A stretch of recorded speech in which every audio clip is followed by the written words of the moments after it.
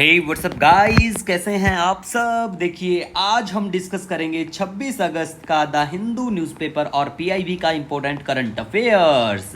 PIB है press information bureau, Bharat सरकार की सरकारी वेबसाइट। और देखो सबसे पहले तो आप सभी का धन्यवाद। हमारा टेलीग्राम पे जो परिवार है वो 28,000 प्लस हो गया है और हमारा टेलीग्राम हैंडल है डेली द हिंदू नोट्स।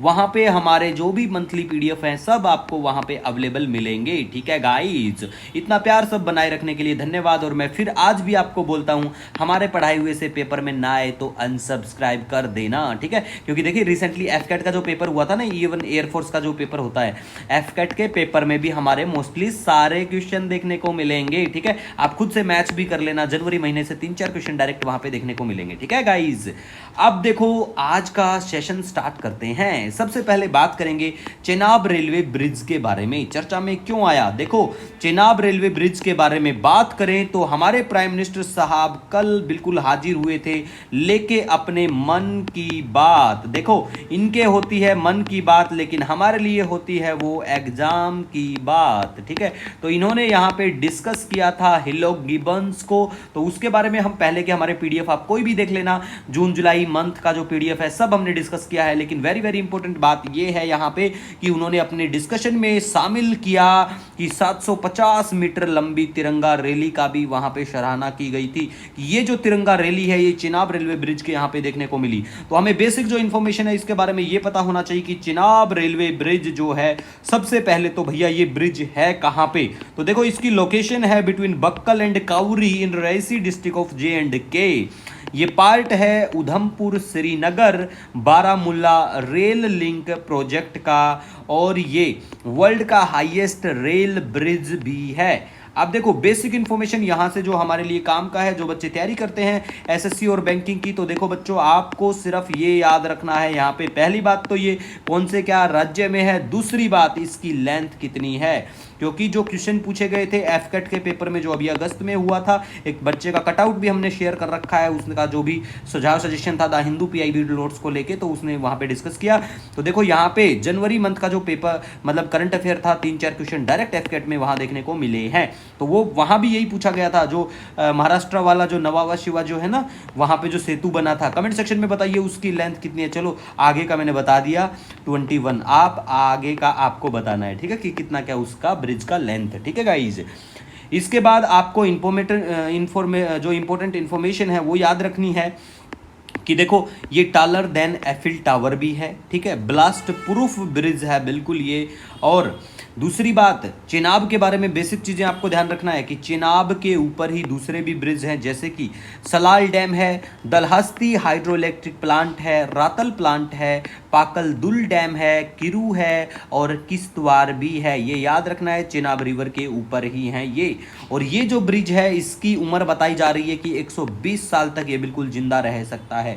गाड़ी की बात करें तो स्पीड में अराउंड आई थिंक 266 किलोमीटर पर आवर्स के आसपास की स्पीड। चलो आपको बस इतना याद रख लेना कि कई पेपर में ऐसा मिलेगा आपको कि 500 प्लस की जो स्पीड है ना, उससे आप गाड़ी इस पे भगा सकते हैं। ऐसे गलत स्टेटमेंट होते हैं, ठीक है, वो मोस्टली गलत ही देखने को मिलते हैं, ऐसे पूछे जो जाते हैं पेपर में। और चेनाब जो है लार्जेस्ट ट्रिब्यूटरी है इंडस की। अब कमेंट सेक्शन में आपको ये भी बताना है कि चेनाब जो है वो कहाँ से निकलती है, चेनाब रिवर का जो ओरिजिन है वो कहाँ से है। ठीक है गाइज, नेक्स्ट अब हम बात करेंगे यहाँ पे साओ पोलो के बारे में। देखो साओ पोलो जो शहर है, सिटी है, ये आपको बिल्कुल ब्राजील में देखने को मिलेगा। ये जो शहर है ब्राजील में देखने को मिलेगा। उसके बाद में सेडंगोपू गली, ये कहाँ पे है, देखो ये जो गली है ये तिब्बतन प्लेटू है, यहाँ पे देखने को मिलेगी। ये वर्ल्ड का one of the most landslide prone area इसको कहा जाता है गाइस, तो आपको बिल्कुल ध्यान में रखना है। ठीक है, नेक्स्ट अब हम बात करेंगे नेशनल ग्रीन ट्रिब्यूनल के बारे में। जो बच्चे एसएससी बैंकिंग की तैयारी करते हैं तो उनको एनजीटी देख के पूछ सकते हैं कि एनजीटी में जी का मतलब क्या है, एनजीटी का फुल फॉर्म बताओ, ऐसी चीजें। ठीक है, या फिर नेशनल ग्रीन ट्रिब्यूनल कब निकल के आता है, कब बनता है, कब इस्टेब्लिशमेंट होता है, ये पूछा जा सकता है। इसकी बेंच पूछी जा सकती है कि प्रिंसिपल बेंच कहाँ पे है, तो वो नई दिल्ली में है। ठीक है, लेकिन दूसरे एग्जाम की जो बच्चे तैयारी करते हैं उनको बेसिक इन्फॉर्मेशन सारी पता होना चाहिए, जैसे कि इसको एस्टैब्लिश किया जाता है under national green tribunal act 2010 के तहत। प्लेस ऑफ सिटिंग की बात करें, प्रिंसिपल बेंच न्यू दिल्ली में और बाकी जो बेंच हैं भोपाल, पुणे, कोलकाता और चेन्नई में। इसका मेनली काम है डिस्पोजल ऑफ केस जो related to environmental protection and conservation of forest और दूसरे नेचुरल रिसोर्सेज से जो संबंधित है, ठीक है। उसके बाद में इसके जो चेयरपर्सन हैं वो रिटायर जज ऑफ हाई कोर्ट्स। ना हाई कोर्ट नहीं है, ये क्या है, ये सुप्रीम कोर्ट है। आपको ऐसी चीजों को ध्यान रखना है, ठीक है। हाँ, बाकी जो है मेंबर वो हाई कोर्ट से बिल्कुल हो सकते हैं, लेकिन चेयरपर्सन जो है वो रिटायर जज ऑफ सुप्रीम कोर्ट, ठीक है गाइज। तो याद रखना, ठीक है। पीडीएफ में टेंशन मत लो, पीडीएफ में ऐसी गलती नहीं करेंगे और कहीं पे अगर ऐसा कर भी देंगे तो बोल के बता देंगे। इसीलिए बोलता हूं हमारा वीडियो सुन लिया करो भैया, छोटी मोटी गलतियां मत किया करो। मैं सिर्फ यहाँ पे लिखने का मतलब ये था कि आपकी भागीदारी क्या है, आप क्या सही से सुनते भी हैं या नहीं सुनते हैं, ठीक है। नेक्स्ट हम बात करेंगे यहाँ पे देखो एनजीटी जो है इसके पास में एपेलेट जुरिस्डिक्शन बिल्कुल है। इसको पावर मिलती है water act 1974, air act 1981, forest act 1980, environmental protection act 1986 और बायोलॉजिकल डाइवर्सिटी एक्ट 2002 से इसको पावर मिलती है। ये तीनों चारों एक्ट याद रख लेना, कौन कौन से एक्ट से इसको पावर मिलती है। कई बार यूपीएससी के जो एग्जाम होते हैं ना उनमें पूछ लेंगे, एसएससी बैंकिंग वनडे एग्जाम में इतना अंदर नहीं घुसेंगे, ठीक है।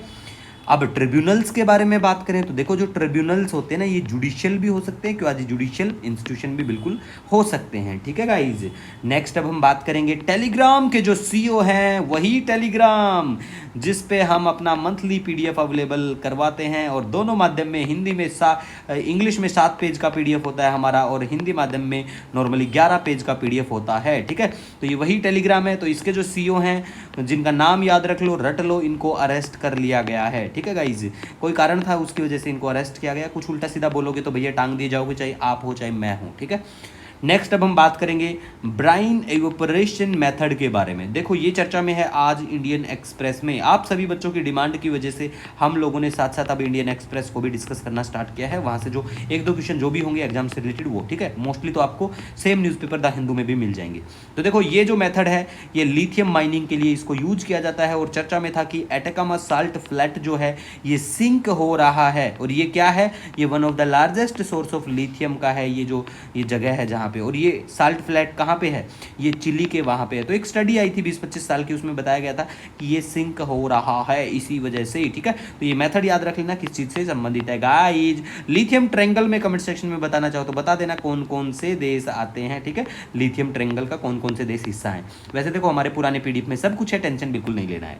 नेक्स्ट अब हम बात करेंगे लेबनान के बारे में। देखो लेबनान के बारे में बात करें, प्लेस इन न्यूज़ में चर्चा में है। तो लेबनान देखो यहाँ पे लोकेशन आपको दिखाई देगी। लेबनान की इधर पड़ता है सीरिया, नीचे की तरफ है इजराइल, ठीक है।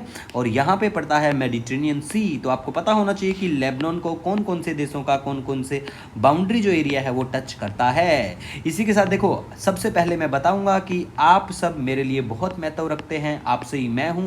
धन्यवाद इतना सारा प्यार देने के लिए। और देखो कोई भी सजेशन सुझाव हो आप हमसे जुड़ सकते हैं। इंस्टाग्राम पे भी द हिंदू PIB नोट्स, वहाँ पे सर्च करना आप। इंस्टाग्राम पे द हिंदू PIB नोट्स 1 करके हमारा इंस्टा हैंडल है। बिल्कुल हम टाइम लगते ही आप सभी से रूबरू होते हैं। और इतना सारा प्यार देने के लिए धन्यवाद। मिलेंगे नए दिन के साथ, तब तक के लिए जय हिंद।